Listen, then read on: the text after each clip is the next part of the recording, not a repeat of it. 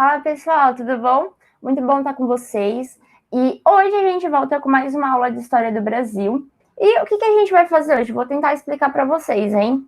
Estamos na nossa aula 3 ainda. Hoje não trataremos, ainda não vamos terminar ela, ainda temos mais uns videozinhos para terminar essa aula, porque a gente está falando do período muito comprido, né? Da instalação do governo geral até as últimas décadas do século XVIII. É um período meio comprido, algumas coisas vão acontecendo.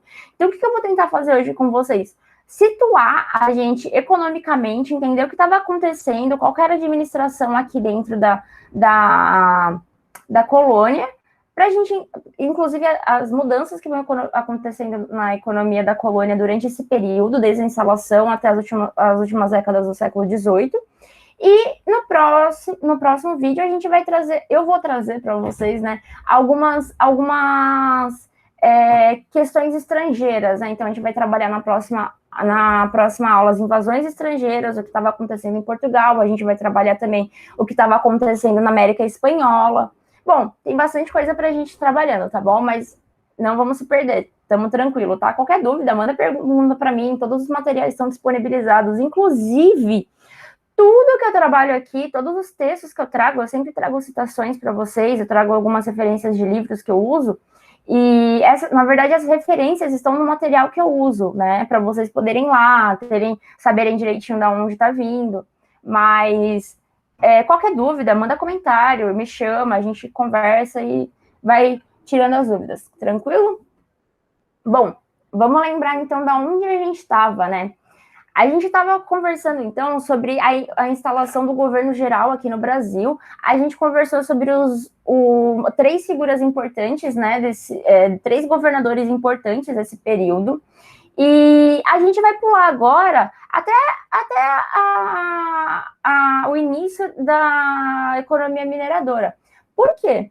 Porque a gente vai tentar situar o Brasil durante essa transição que estava acontecendo de economias, o porquê que aconteceu essa transição que levou o Brasil a fazer isso, né? Que levou a coroa portuguesa a decidir que o Brasil iria fazer isso, as colônias de povoamento aqui iam, enfim, começar a praticar outro tipo de atividade. Enfim, a gente vai entender um pouco esse desenvolvimento.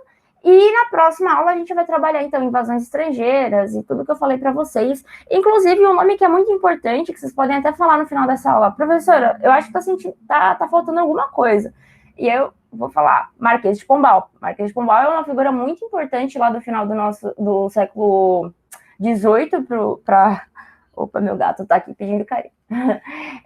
O Marquês de Pombal vai ser uma figura muito importante, porém, a gente vai trabalhar as ideias dele na próxima aula, tá bom? Eu não vou esquecer, mas não esqueça. Fechou? Bom, a gente vai ter que entender o quê? Que o Brasil, ele fazia uma forte exportação, né? Tinha uma forte exportação de açúcar durante muito tempo, só que ele começou a concorrer, obviamente, com o comércio das Antilhas. Lá nas Antilhas, outras nações, como, por exemplo, a França, a Holanda, elas desenvolveram uma produção a partir do açúcar. Começaram a produzir açúcar a partir da extração do açúcar, da beterraba, e não da cana-de-açúcar. Então, essa mudança, assim, de foco ou de produção ou de matéria-prima foi muito marcante para a potência ou para competitividade do Brasil, né? O Brasil teve um grande problema aí durante os séculos XVIII para manter, enfim, essa economia que era uma grande força, né, grande impulsionadora da economia colonial, porém, eles vão ter algumas dificuldades de manter isso e a gente vai tendo um novo espaço onde um novo tipo de economia vai surgindo e vai ganhando muito espaço, né? Para a gente entender, a economia açucareira, ela era importante, ela é produzida em grandes latifúndios, né? A gente conversou já sobre quem eram as pessoas que estavam trabalhando, quem era a mão de obra, os negros africanos, existia mão de obra livre, né? A gente conversou sobre isso, que eram pessoas que vinham, então, fazer parte da produção, e vinham fazer parte do processo de povoamento das colônias, e essas pessoas muitas vezes eram pessoas importantes em Portugal, então elas não vinham para cá fazer trabalho livre, né? Elas não vinham para cá servir ou ser escravo, como era a condição que os nativos brasileiros e a condição que os negros africanos eram condicionados aqui no Brasil, né? Mas, enfim, a gente já conversou muito sobre isso. E quais eram as economias aqui presentes? A pecuária, que ela foi uma atividade econômica muito importante para a gente, por questão de subsistência, né? Ela era muito importante para a gente como subsistência. A gente viu que ela estava muito presente dentro dos grandes engenhos. Uma, por quê? Primeiramente, subsistência, para as pessoas conseguirem se alimentar. Quando, enfim, o gado foi trazido lá durante o governo geral, a gente viu que o governador geral, ele traz as primeiras cabeças de gado aqui para o Brasil, né? E depois essa economia pecuária, ela foi começando a se desenvolver a ponto de fazer parte, inclusive, da economia açucareira. Então, ela era uma força motriz, né? A força da tração animal, ela foi muito importante para desenvolvimento de várias economias do Brasil, tanto como meio de transporte, como força para as máquinas, né, moedor e por aí vai, como também para o alimento. O tabaco, que é o segundo item que eu coloco para vocês, ele era ele era um produto muito cultivado, lá no Nordeste baiano, né? E esse tabaco que ele era consumido, ele era usado como instrumento de troca, né? Moeda de troca e comercializado lá na costa africana em troca de escravos. E quem fazia o cultivo aqui no Brasil era escravos. Então, o brasileiro, os colonizadores, eles iam lá, eles usavam a mão de obra escrava para produzir algo, para usar desse produto para ir lá na costa africana e buscar mais escravos. Então, a gente vê que desde cedo a nossa economia, o nosso pensamento, a forma como foi introduzido esse uso da mão de obra compulsória no Brasil, ela é muito antiética e moral e muito contraditória, desculpa. Bom, a última, então, vai ser a lavoura de subsistência, que, como a gente já conversou, ela existia, inclusive, dentro dos engenhos também de açúcar. Ela era importante para manter a vida, né? Manter a alimentação das colônias, dos grupos de povoamento, né? Das colônias de povoamento. E ela não era um tipo de economia, não era um tipo, dali não saíam produtos que eram comercializados exteriormente, só internamente para manter a população, para realizar, enfim, né, um mercado interno, nunca externo, né? A coroa portuguesa não contava com o lucro da lavoura de subsistência, porque eles não tinham interesse nisso, não ia gerar nenhum tipo de lucro para eles pensar nesse tipo de economia, né? Bom, agora a gente vai entrar na questão da economia mineradora. Agora a gente vai também ter que retomar algumas coisinhas que a gente conversou antes. Por conta da necessidade de se explorar, né, de se colonizar, de se povoar o Brasil, muito por conta da necessidade de povoar aqui para expulsar os estrangeiros que estavam invadindo o nosso território, como a gente conversou na última aula, e também para de fato, trazer algum tipo de benefício para a colônia, já que a gente viu que o comércio com o Oriente, lá de Portugal, não estava dando certo. Eles necessitaram, então, instalar algum tipo de administração interna, né, no Brasil, que favorecesse, né, o lucro da coroa. E eles viram que as capitanias fracassaram. Instalaram um governo geral, e os governadores gerais, eles tinham a intenção, eles tinham a prioridade de realizar esse povoamento, então de inserir administração, de centralizar uma administração, de influenciar, né, a criação de uma economia, povoamento, a vinda de pessoas e, enfim, de fato, organizar tudo que a coroa portuguesa não podia fazer aqui no Brasil, né? E o que vai acontecer? A economia que os governadores vieram para cá, vigente durante o momento que eles vieram para cá, era açucareira. Porém, a gente tem a noção de que outra parte de vários outros comércios, uma parte do comércio que era feito, né, pelos portugueses, escambo, uma parte de troca ali, principalmente da exploração de madeira, a gente lembra que eles tiveram que ir saindo cada vez mais da costa brasileira, porque o pau-brasil foi se extinguindo, né? Aquela região foi cada vez mais ficando mais conhecida para eles, vamos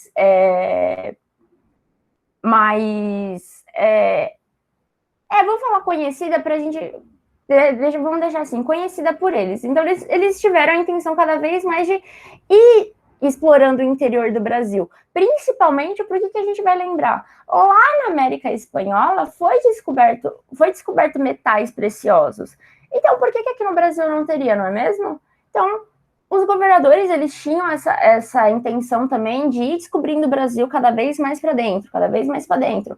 E isso foi um dos grandes impulsionadores da economia mineradora, que ela foi uma economia que surgiu, então, a partir dessa fofoca aí que rolou, eita, a Espanha tá extraindo ouro, eita, também queremos. E principalmente também porque a gente sabe que o Brasil, ele era um país muito, a América, de fato, é um continente muito extenso, e naquele período ele era muito mal explorado ainda pelos países que estavam vindo para cá, né? Não pelos nativos, mas ele era muito mais explorado. Então,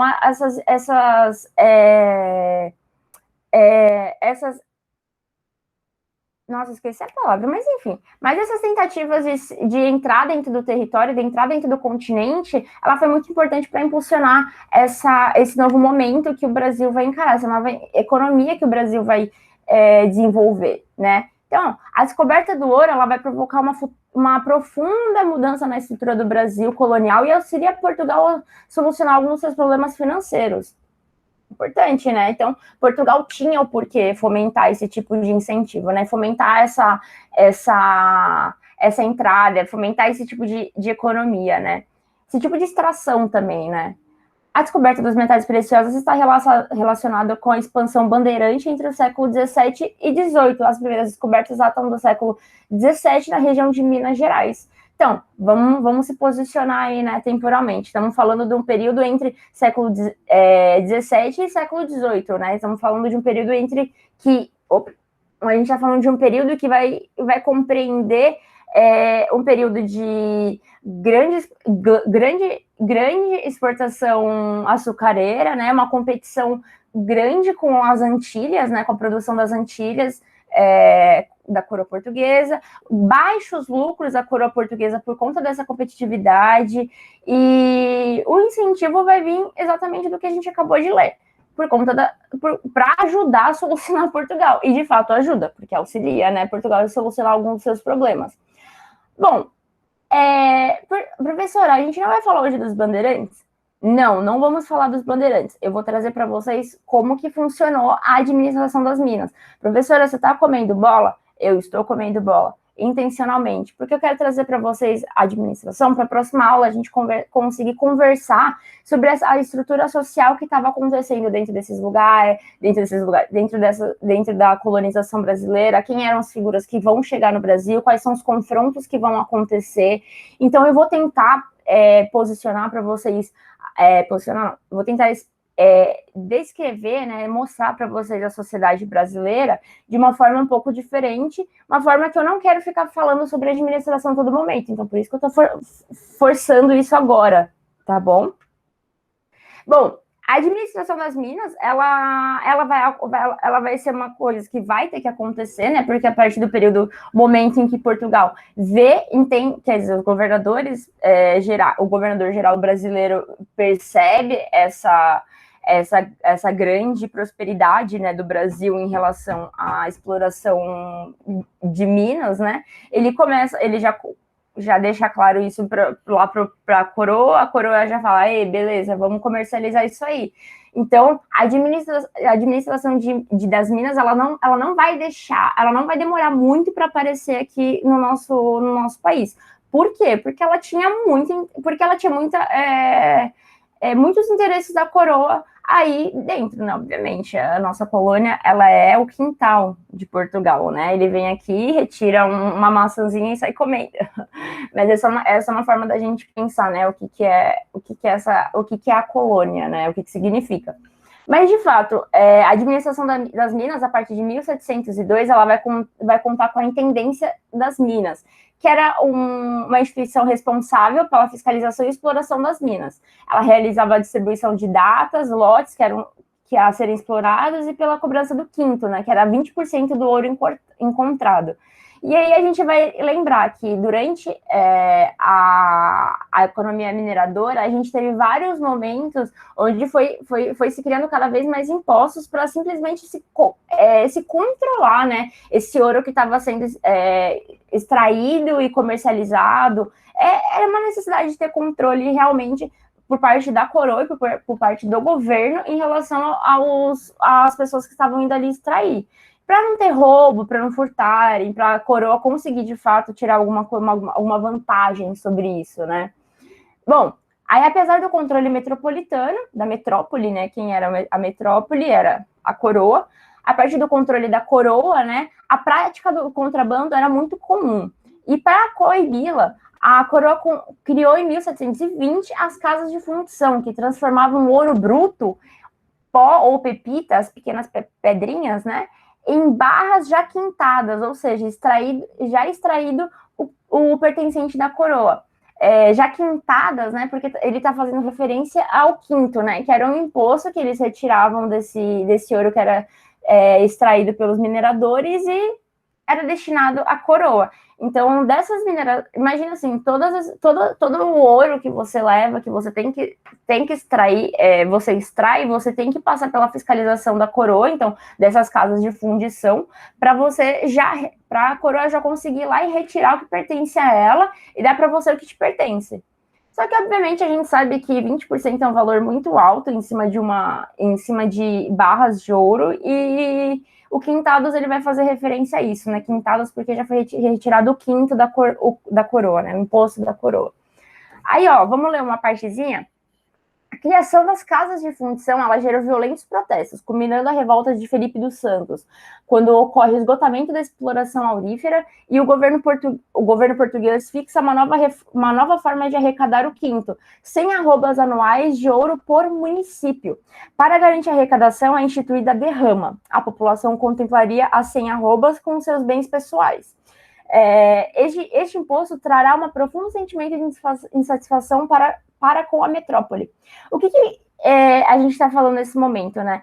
Eu falei para vocês que durante a mineração, a economia mineradora, são instituídas várias taxas, várias medidas burocráticas aí, literalmente para a coroa não sair perdendo em momento nenhum. Só que isso vai gerando vários tipos de revolta durante esse período na população, e a gente vai estudar essas revoltas, a gente vai entender todas as revoltas que vão acontecer no Brasil, só que não nessa aula. Estou passando aqui para vocês, justamente para vocês lerem, entenderem que, assim, o governo brasileiro cada vez mais foi aumentando essa taxação, foi cada vez mais dificultando. E esse momento, né, que, assim, o governo, a gente que vive a metrópole vive a metrópole portuguesa, é um momento de emergência, né, de um Estado novo, emergência de organizações novas de Estado. Então, é muito comum, nesse período, muitas burocratizações serem feitas, muitas leis serem criadas, muitas taxas, muitos impostos serem criados. É um momento bem burocratizante da política ocidental, né? Vamos deixar assim. Trouxe para vocês duas formas de explorar as minas, que são as lavras, que primeiro é uma grande empresa mineradora, com a utilização do trabalho escravo, ferramentas, aparelhos, então era algo financiado, né, por uma grande empresa, por alguém, por um proprietário, um grande comerciante ou um nobre português que vinha aqui e fazia uma grande exploração disso de uma forma privada, né? Aí a faiscação é uma pequena empresa que explorava o trabalho livre ou escravos alforriados. A faiscação ela vai ser diferente das lavras, elas possuem muitas diferentes, mas vocês podem ver que existe a exploração de qualquer forma, né? A exploração do trabalho livre, tá bom, mas o trabalho era livre, então eles logo se pressupõem ser assalariado, né? Mas o quanto que eles tirando o quinto que eles deviam já pagar para a coroa, quanto que essas pequenas empresas não ficavam para elas, né? Pequenas pessoas ou pequenos mineradores ficavam para si. Porque a gente tem que lembrar sempre ir contextualizando que esse momento era um momento preocupante, né? Porque assim, você não ia simplesmente lá numa mina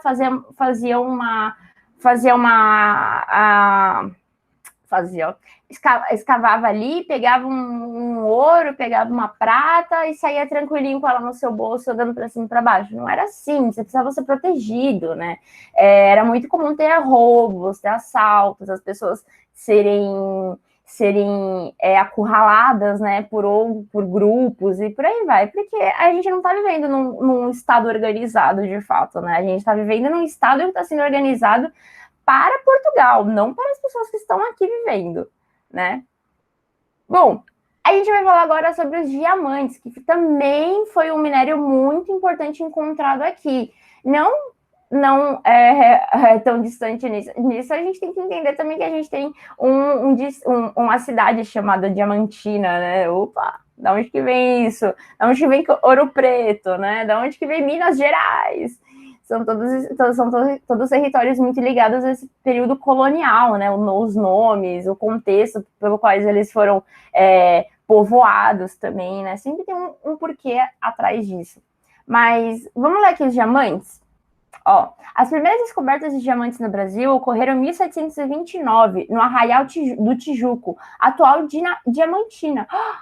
A dificuldade de se quintar o diamante levou a metrópole a criar o distrito diamantino. Expulsão de mineiros da região e a exploração passou a ser privilégio de algumas pessoas, os contratadores, que pagavam uma quantia fixa para extrair o diamante.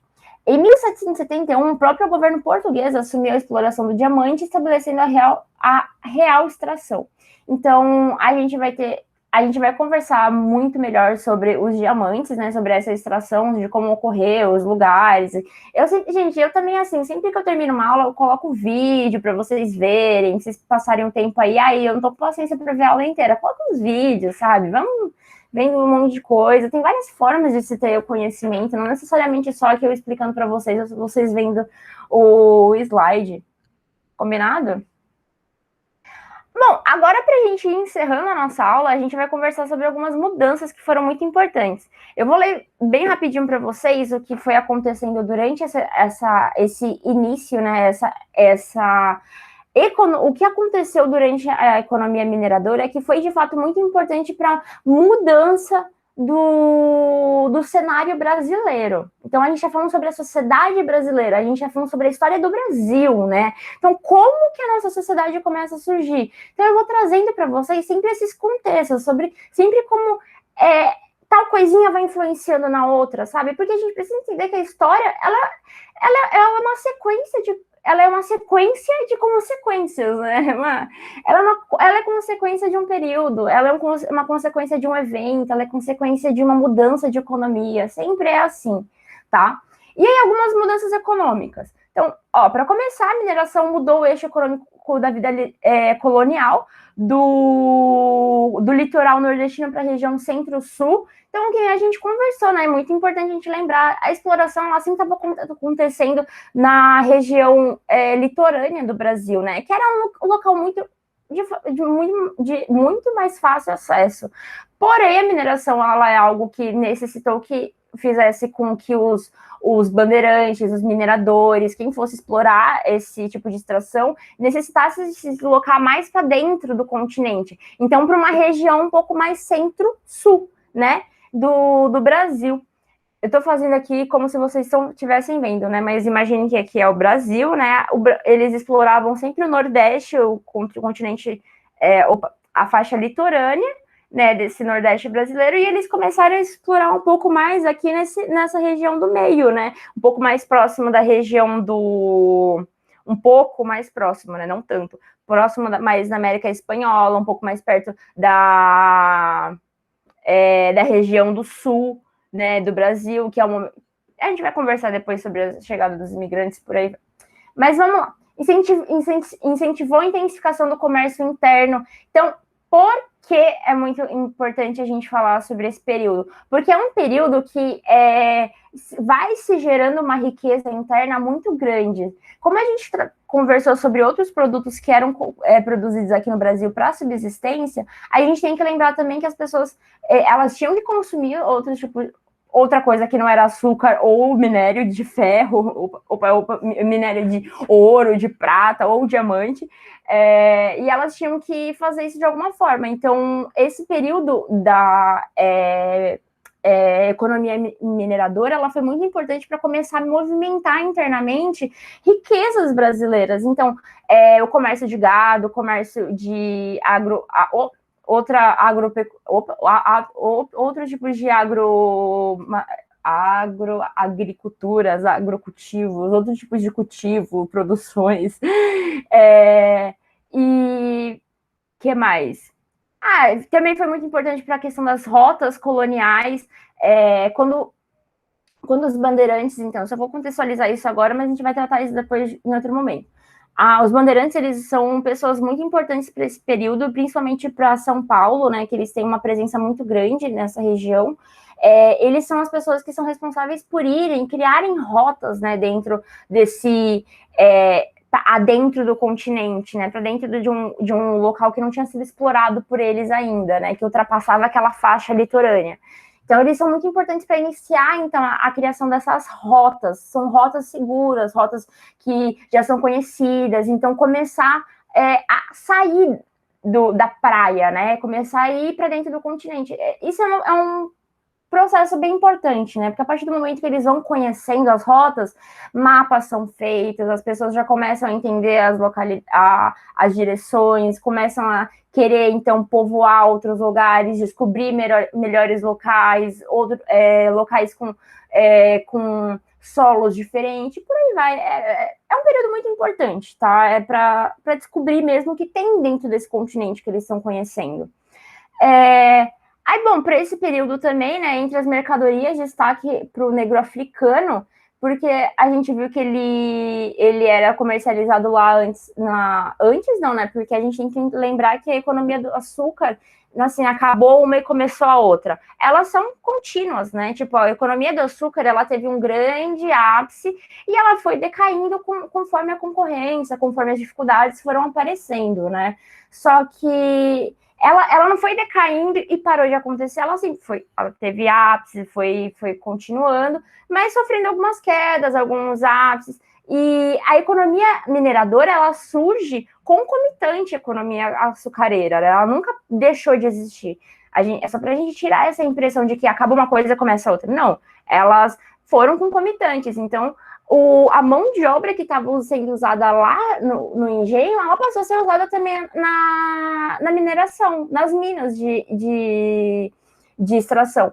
Por quê? Porque era mão de obra escrava, era lucrativa. Além disso, ela também esse comércio foi muito importante para Portugal, porque ele estava conseguindo comercializar na costa africana. A gente falou sobre o tabaco, né? Que era um produto comercializado lá em troca de escravos, muitas vezes. Então, o escravo, ele foi uma mão de obra, foi parte muito importante dessa construção e, principalmente, foi uma figura muito importante durante esse período até o final da década até os finais do século XVIII, porque ele vai fazer parte de várias movimentações, várias revoltas, vai ter um papel muito importante, assim, para deixar o Estado português preocupado, né? Bom, também houve um estímulo para a importação de artigos manufaturados em decorrência do aumento populacional e da concentração de riquezas. Bom, fato, né, galera? Tava se encontrando ouro no Brasil, Portugal não vivia uma das melhores condições. Tanto é que, assim, o Brasil, né, o minério do Brasil estava ajudando a reerguer Portugal economicamente, né? Então a gente tem que pensar que os portugueses que estavam lá, os portugueses que estavam aqui, também se interessaram cada vez mais por isso. Então o povoamento da colônia aqui do Brasil, da colônia portuguesa, ela foi cada vez maior em decorrência a esse sucesso que estava acontecendo por na busca por diamantes, na busca por ouro, na busca por prata, na produção de açúcar e por aí vai. E como eu disse, né, a movimentação econômica que começou a acontecer aqui, ela foi muito importante para começar a levantar riquezas para o Brasil, para os produtores internos, né, para os trabalhadores livres também aqui do Brasil, começarem a ter dinheiro, né, começarem a comercializar aqui entre eles. E isso foi muito importante para eles, né, porque isso foi um estímulo à produção de manufaturas que antes não ocorria aqui, e foi estimular a importação de manufaturas, né? Isso foi muito importante porque eles começaram a poder trazer para cá outras coisas. E para a nobreza que se estabelecia aqui, né, que estava se iniciando, então ali com os senhores de engenho, né, essas grandes nomes, né, grandes figuras econômicas estavam aqui.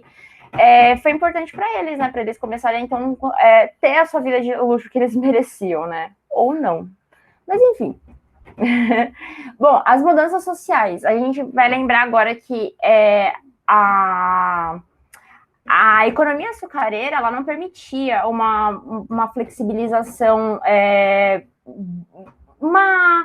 era hierarquizada, ela tinha sua formatação piramidal, né? A gente pode deixar assim, né? O senhor de engenho, embaixo os nobres, embaixo a família, e lá para baixo, né? Os nativos, lá para baixo os escravos, aí depois antes, né? Os trabalhadores livres. Bom, naquele esquema. E ela era muito pouco flexível, né? Ela não tinha muita flexibilidade. E já durante o período da economia mineradora, ela vai ser diferente. A economia ela vai permitir que algumas pessoas ascendam, né? Se tenham um sucesso econômico, né? Tenham um pouco mais com condições de obter riquezas e tudo mais. E, além de tudo, ela também propicia uma mudança social, que agora era uma mudança do cenário, inclusive, né? O cenário estava começando a mudar. Então, como a gente conversou agora antes, né, um pouquinho, agora no outro slide, sobre a importação de artigos manufaturados para cá, foi importante para começar, então, o início de uma criação de urbanização, né? É que a gente fala sempre urbano, a gente pensa no urbano assim, né? O urbano é como a gente vê hoje, mas não era bem assim, era meio diferente. Uma coisa bem legal que eu tenho para vocês podem procurar no YouTube, ou no Google, tanto faz, é a Avenida Paulista, né? Assim, a Avenida Paulista, quando foi criada, você vai ver imensas mansões, casarões enormes, o chão terra batida, assim, e uma comparação com hoje em dia, assim, é um absurdo, né?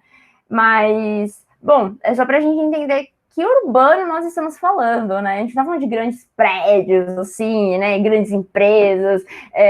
A gente já falando de um cenário um pouco mais antigo, a gente está falando de uma coisa um pouco mais simples, porém, para o momento que requeria muita riqueza, né? Da parte das pessoas que estavam povoando o local, da parte das pessoas responsáveis, então, pela administração local e por aí vai.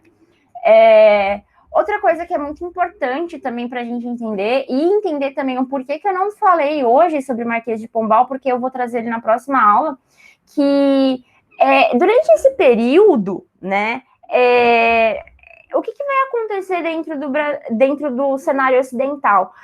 Algumas revoluções, algumas propostas de um novo tipo de pensamento vão surgir, né? Vários movimentos intelectuais, um grande movimento intelectual vai surgir, e isso vai fazer com que vários aspectos científicos sejam pautados a partir desse movimento, vai fazer com que a produção seja cada vez mais direcionada para um raciocínio lógico, né, para um raciocínio de rentabilidade, né, de lucro. Mas bom, a gente vai conversar também melhor sobre isso, mas porém aqui a gente já conhece, né? Opa, eu colei, copiei, não vi que ideias, né? Tava com acento, mas ideias é sem acento. Mas esse novo movimento intelectual que eu tô falando são as ideias do iluminismo, que a gente sabe que a gente sabe, mas a gente vai procurar saber, se não souber, o que deu origem, então, que foi um dos movimentos intelectuais que culminou, né, na Revolução Francesa. É um movimento muito importante para esse período na França, né, para o revolucionamento do pensamento, da forma de se ver as relações, da forma de se ver a relação com a própria igreja. É um período muito intenso na Europa, né, intelectualmente falando. É um momento que eles fomentam muitas novas ideias e muitos novos conhecimentos também, né? E isso, de forma clara, vai influir aqui no Brasil também. Porque as pessoas nobres que estavam aqui, os filhos delas não faziam escola aqui, eles faziam em Portugal, eles iam para Lisboa poder estudar, poder então, se formar. E quando essas pessoas começam a voltar para o Brasil, elas vão trazendo novos ideais. Então, esses novos ideais que estão presentes na elite, nesse momento na elite brasileira, né, que vai comandar a produção brasileira, a economia brasileira, e, consequentemente, a política também, porque elas eram pessoas que eram avantajadas. Elas tinham alguns privilégios em relação à coroa portuguesa, com relação à coroa portuguesa, e, de fato, esses novos pensamentos, eles vão mudando também a condição da sociedade brasileira conforme eles vão chegando, conforme eles vão vindo. E também tem a grande vinda dos imigrantes, né? A gente não pode negar que os imigrantes, eles começam a vir para o Brasil em um certo período, e eles também vão trazendo essas ideias. Bom, mudanças políticas, né? A gente trabalhou nas mudanças sociais, mudanças políticas, também não vai fugir muito dessa influência do iluminismo que aconteceu aí no século XVIII. Essas ideias, elas vão transformar muito o cenário político do Ocidente, e ela, de fato, vai dar uma respingada aqui no Brasil, porque as pessoas, elas vão chegando no Brasil cada vez mais com pensamentos anti-autoritários, né? Que fugissem de algum tipo de autoritarismo, principalmente dos senhores de engenho, principalmente em nome também das pessoas, dos negros africanos. É um período muito, muito, muito longo da história do Brasil, mas ele é muito importante, né? Porque depois a gente vai estudar um pouquinho melhor esses nomes, né? A gente vai contextualizar em que momento aparecem esses nomes e por aí vai, que nem a gente está falando do Tomás Antônio Gonzaga, Cláudio Manuel da Costa, Inácio Alvarenga Peixoto, e por aí vai. Bom, aí vai não, né? Mas eu vou só terminar a leitura aqui. Esses nomes, eles são relacionados ao primeiro movimento de caráter emancipacionista da história do Brasil, em Confidência Mineira. E como eu já tinha dito para vocês, a gente vai trabalhar os movimentos que aconteceram, as diversas revoluções, as diversas revoltas que aconteceram, só que a gente vai trabalhar nas próximas aulas, porque agora eu queria contextualizar vocês o cenário que estava acontecendo na economia brasileira e o porquê que tantas revoltas e por que tantas medidas vão precisar ser tomadas pelo governo português. Quem vai ser o Marquês de Pombal para ajudar para lidar com essa situação? O que vai acontecer nas relações com os outros países durante esse período? O que vai acontecer com os negros que estavam sendo comercializados aqui? Bom, a gente sabe que a história brasileira ela é muito longa e eu me desculpo imensamente com vocês por não conseguir fazer uma aula curta, mas todos os detalhezinhos que a gente vai trazendo são importantes, tá bom? Mas eu espero que vocês tenham curtido, um bom estudo para vocês e a gente se vê na próxima aula, combinado?